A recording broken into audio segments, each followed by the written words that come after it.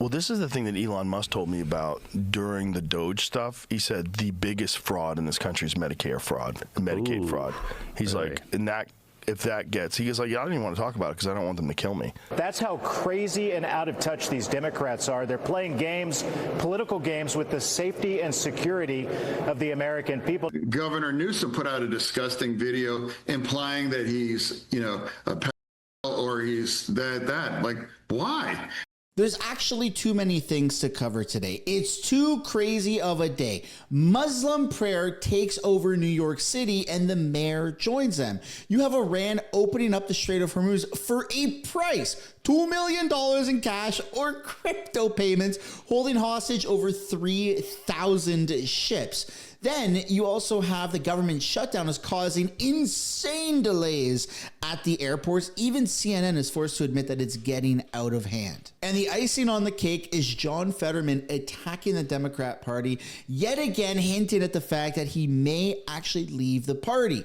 Welcome back to the channel. Welcome back to another video, everybody. Before we get into it, I do want to encourage y'all to hit the like button and subscribe if you haven't yet already. It does really help grow the channel. And without further ado, let's get into this video. Starting off with paying our respects to Chuck Norris. Rest in peace, Mr. Norris. Why are you a conservative, sir?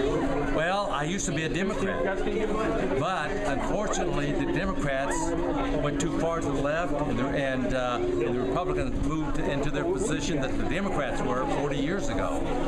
See, and so what the Democrats believed 40 years ago, the Republicans believe today. And so I realized that I had to go to a Republican because the Democrats just got too far off the trail. They just got completely off the trail and lost all reality of what America stood for. And so I realized that Republicans at this point in time are more focused on what is best for America than what the Democrats are. Yes, sir. Amen. And once again, rest in peace. Eid Mubarak to everyone here. Salam alaikum.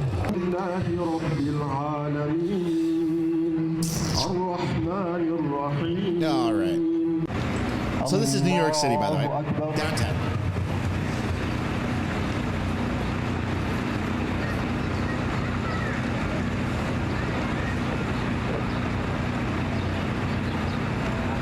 Yep, not even really recognizable. That's not London. That's New York City.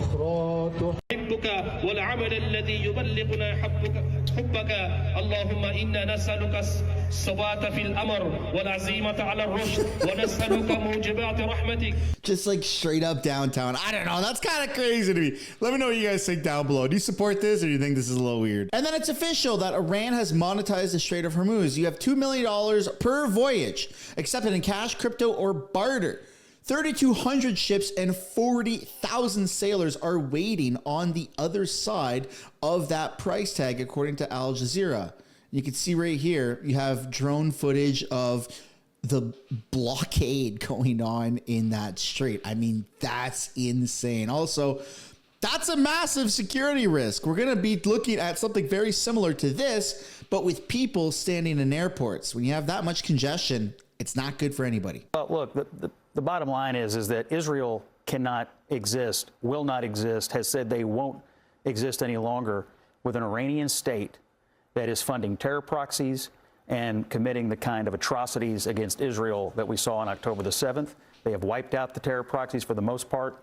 They're continuing that against Hezbollah now. But Israel is not in a position to say, okay, you know what, we'll just let them reconstitute what they had for the purposes of going after us again. So that's not going to happen, and they shouldn't let it happen. If the Israelis want to perpetuate ongoing offensive hostilities against Iran forever, that's on them. You know what I mean? I'm not Israeli, you're not Israeli. We're Americans, right? Do you think that's a good idea? Or do you think we should just have a strategy that says we're attacking the Iranians forever and ever because the regime's not collapsing, they're not going to stop trying to have an army, and they're not going to stop trying to have the capability to project power. So the only options are to attack them forever or to have some sort of end game that gets us extricated from this conflict. Which one of those are you for, Scott? Well, I think you're being a little dramatic. No, it's pretty simple. B, we have significantly degraded the regime. And look, here's the deal. What's the answer? The Israeli government cannot allow Iran to ever be in a position again to do to them what they did on October the 7th. It cannot happen. They do have some different experience than we do on this front. And so if they have to finish that job to their satisfaction, that needs to happen. But that's different than what we're doing there, which I think is being a good partner. But Israel has to live with it, and they did live with it, and we shouldn't expect them to have to live with it again. Behind the camera this morning with me, Roger, give them this perspective. It's God. unbelievable. Thousands Not a good time to be flying. Thousands of travelers just trying to get through the main TSA checkpoint. They have wrapped this line through the baggage claim area over here by Delta, and I got to. Well, you just saw that the Democrats in the Senate for the 12th time just blocked funding to go to reopen the Department of Homeland Security. Keep in mind, this is while we have a war going on with Iran, which is the biggest state sponsor of terrorism in the world, and the Democrats have shut down the Department of Homeland Security, which is supposed to be keeping us safe. That's how crazy and out of touch these Democrats are. They're playing games, political games, with the safety and security of the American people, not to mention these hardworking TSA agents. I mean, I'm in the airports all the time, flying back and forth from Washington back to Indiana. They work hard in the Indianapolis airport. They're showing up every day to work, and they've now missed 2 pay periods, 2 paychecks. They're not getting paid because the Democrats are playing games with their paychecks and their livelihood.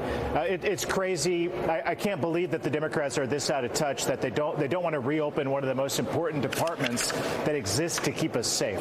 It's honestly such a friggin' security risk when you take a look at all the other photos and videos that are circulating. I mean, even CNN is admitting it's crazy. Mondays, Fridays, and Saturday mornings are always busy here at Hartsfield-Jackson International Airport. And you look back here, you can see that 120-minute wait posted there, but that's not from this part of the line. That's from the up front part of it. We've already talked to the folks who are right there. They're probably going to miss their flight already, and we've been talking to folks in this line who are preparing themselves and got here early. I want to stop real quick, and I know I talked to you guys a little earlier. Nervous about making your flight? Yes or no? Yes.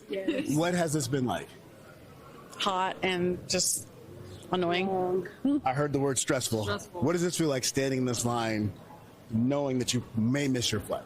Nerves. Like, I'm just nervous and scared, you know. We kind of want to get to where we're going, and it's like we're just waiting. Yeah. We've been stationary for the last 10 minutes, like, no movement. Thank you guys for sharing. Kate, I wanted to stop real quick because this was the end of the line yesterday, and we knew it was really long. We're going to take that walk now and go this way and show you. The line stops here at the end of the atrium. And then we just keep going. Let's not forget yesterday, 38% of the workforce here called out. We're not sure what that will mean today. So you see this line that stretches on for that main checkpoint. This is not where the timer even starts for that 120 minutes. The timer for that starts way back on the other side there. So if you're standing in this part of the line, which snakes around this direction, this is more than 2 hours at this point. Wow. Now they're trying to surge in as many workers as they can to help out. But as you see, when we get back to the other part of the airport, they have stacked people all the way around. And this is where it connects to the pre-check line. So you understand the pain point here for so many folks who will miss their flights. And depending on what airlines... Dude, it's not even about missing your flight. I mean, yeah, that's a part of it. But it's also a security risk to have that much congestion in an airport before they even go through security. That is very dangerous because anybody can walk into an airport. Anybody.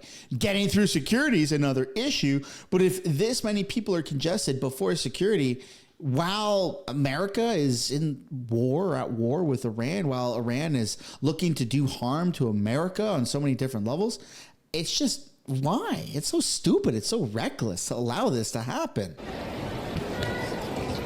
What a crazy security risk, dude. This is worse than going to like a amusement park like Disney World or Disneyland or something. So many people are seeing this and saying, yeah, instead of just flying to the other side of the country, I would rather drive And to that, I say, I don't blame you. And then to fill the gaps to understand this context right here, Nick Shirley, who we know as the one to provide that massive expose on the Leering Center, the Somalian daycares, well, he's now moved beyond working on Somalian fraud in Minnesota, and he's looking to expose fraud in California. So Gavin Newsom has begun attacking him publicly. Well, John Fetterman is not happy with how Gavin Newsom's been conducting himself, so he has this to say. Why can't you celebrate any journalist or any, activist doing that? And what, Governor Newsom put out a disgusting video implying that he's, a pedal or he's that. Like, why? That's like kind of a smear, you want to disagree but to imply that someone in one of the most gross kinds of terms like that. Now it's like, hey, shouldn't we agree? Like, eliminate all the waste. If it exists under my purview, let's eliminate it. Let's call that what it is. I'm not going to call someone or imply that you're a pedal or you're going after kids in gross ways. But what's crazy to me and so many other people that have seen, dude, that's an insane lawsuit just waiting to happen. Like, Gavin Newsom is toast. I don't think there's any coming back from this.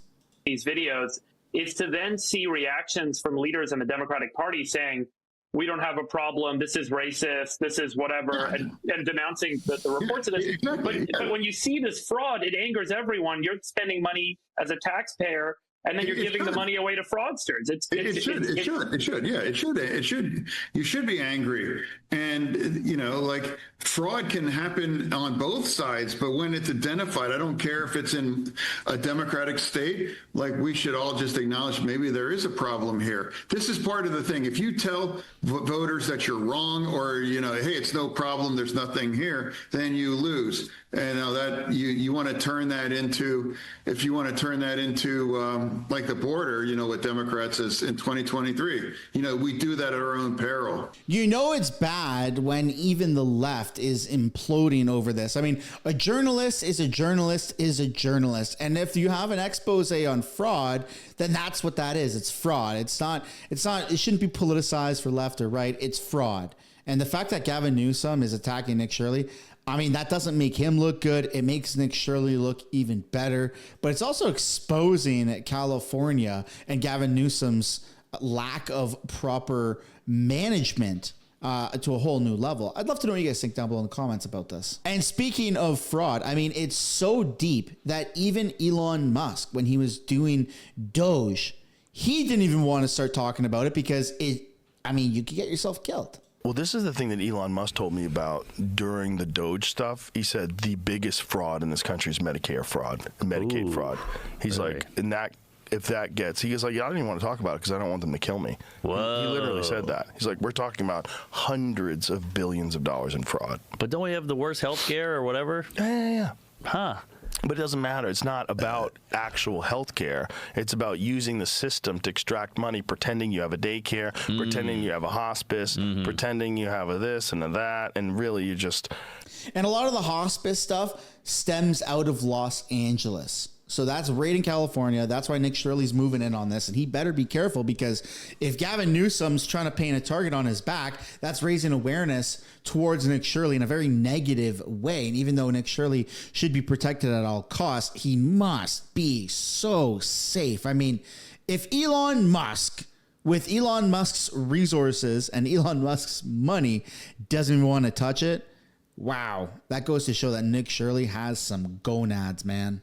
Lying about who's there and collecting checks from the government. Because if you have a bunch of clients, like there was one place in Minneapolis that was saying they were feeding like 5,000 people a day. They never saw more than 40 people there. They investigated, like, this is just, they're just taking money. Yeah. And they're getting millions and millions of dollars. It's crazy, but you got to think, if this thing has been going on for so long, they probably have a whole system. No one's ever investigated it. It's been happening for over a decade, and they just like, this is what we do, and they're all just cashing in. That's extremely concerning, but it highlights something that is very important. the work that Nick Shirley, the journalist Nick Shirley, is doing right now to expose the fraud, it's not about being a meme or making fun of stuff. It's actual true journalism. And I think he's doing a phenomenal job. But I'd love to know what you guys think down below in the comments. Do you support Nick Shirley going after exposing fraud in California? Do you support John Fetterman standing up for the right of journalists to expose fraud, no matter what political beliefs that journalist may have? I look forward to reading the comments down below. Thanks for watching. Hit the like, subscribe. Enjoy the rest of your day. Bye for now.